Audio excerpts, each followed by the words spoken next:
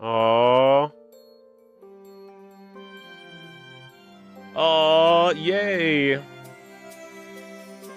Oh my goodness. So let's talk about it, right? Let's go talk about it. So I just played Klonoa 2, and Klonoa 1. They are Lunaty's Veil, this game, and Door to Phantom Isle, respectively. Um, I really enjoyed these games. I mean, like, they are not like perfect games, and they're not necessarily like on the same level as Mario or Sonic, but I think a good analog is Kirby, and really they bring a very, very deeply Japanese, cozy, comfy, adorable, cute vibe with just like a slight undercurrent of like melancholy and sort of like evil. But I really like the message in this one. The message in this one is that we kind of need all of the things. We owe all of our emotions, a bit of airtime, so to speak. You know what I mean?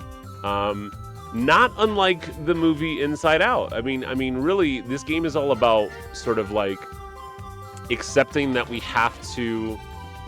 accepting that we don't always know what to do, and that sometimes we have to make hard decisions, and sometimes we have to say goodbye, and sometimes we have to cry and go through things.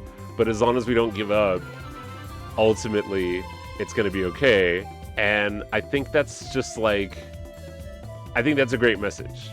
Thank you for the GGs. Yeah, so I will say this collection is only $10 right now. The Klonoa Phantasy Reverie Series, which is the first two games, and I think for $10 this is a great deal. Like for $10, you cannot get these games individually back on PS1 and PS2 for under $100, both of them. No way. They're both like pricey now. And you just don't really see Klonoa in anything anymore, so I think this is a great collection to have. But I will say, possibly the only downside to this entire experience has been that the first game has a couple situations where, like, the game will freeze for just a moment and then, like, stutter, Sometimes it caused me to die a couple times. But after you've been in a level and maybe died once and it reloads, like, it seems like once the level is completely loaded, then it doesn't happen. The second game is flawless. The second game, the emulation is perfect. This is, without a doubt, the best way to play the PS2 Klonoa 2, is to just play this version.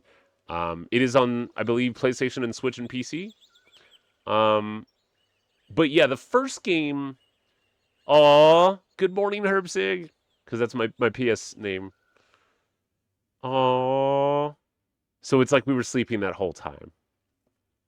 The first game, I would say the best way to play it is still on the Wii, or I guess, your choice of emulator. Um, but I really did like this second game. This version of it is perfect. And this game has a lot more to it. There's more meat, there's mini games, there's a sound test, there's boss rushes. This game has more meat than the first one. But the first one will always hold a place in my heart because it's just so charming. And just like the music and the pixelated sort of graphics with 2.5D. But this second one really does have so many more like cool moments in terms of like the levels kind of enveloping on themselves and these cool snowboarding stages or surfing stages. To get 100% in either of these games would be quite the task. Like, it would be very, like, you'd spend another 5 to 10 hours just getting everything perfect in every stage. Because there's many sections in this game where you can't really, if you miss something in a stage, you have to start the whole stage over to, like, get it all in one sequence, So... much like Kirby, this is a rather easy game to just get through, but it is, I would say, quite the task. to 100% if that's something you wanted to do.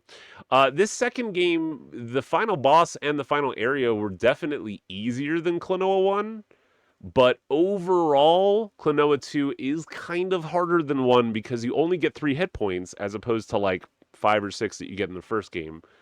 So that's something to consider. But I think both these games are pretty easy. They're just hard to get everything in. If you're a completionist, I mean, it's not like hard, you know, it's not Dark Souls difficulty, it's not, you know, Space Station Silicon Valley difficulty, but it's definitely not like easy to go and get every single thing.